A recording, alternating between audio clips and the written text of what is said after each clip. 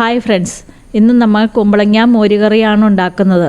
അതിനായി കുമ്പളങ്ങയും പച്ചമുളകും കഷ്ണങ്ങളാക്കി വെച്ചിട്ടുണ്ട്. അരപ്പ് തയ്യാറാക്കുന്നതിലേക്കായി അരമുറി തേങ്ങ ചിരകിയതും 2 പച്ചമുളക് അരിഞ്ഞതും 1 നുള്ള ജീരകവും 1 ടീസ്പൂൺ കുരുമുളക് പൊടിയും 1/2 ടീസ്പൂൺ മഞ്ഞൾപ്പൊടിയും മിക്സിയുടെ ജാറിൽ എടുത്തിട്ടുണ്ട്.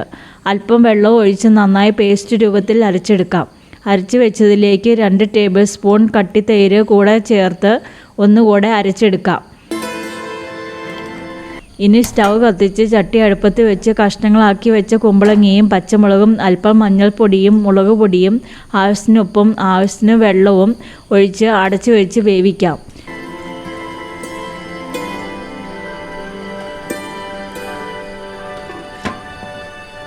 ഇടയ്ക്ക് അടപ്പ് തുറന്ന് ഇളക്കി കൊടുക്കാം. ഒപ്പം വേവ് കൂടെ നോക്കാം.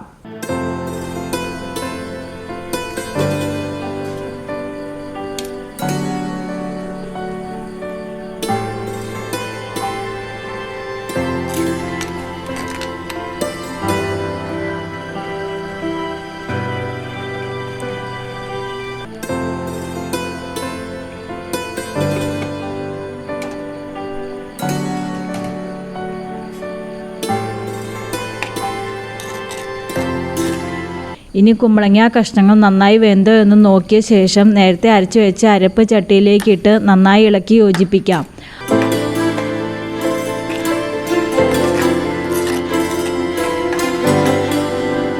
അല്പം തൈര് കൂടെ മിക്സിയിലിട്ട് അടിച്ചെടുത്ത് ഇതിലേക്ക് ചേർക്കാം.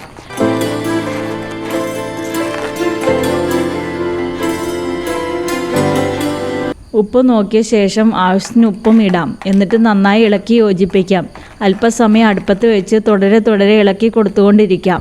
നന്നായി കുറുകി വന്ന് കഴിയുമ്പോൾ അടുപ്പിൽ നിന്നും വാങ്ങി വയ്ക്കാം.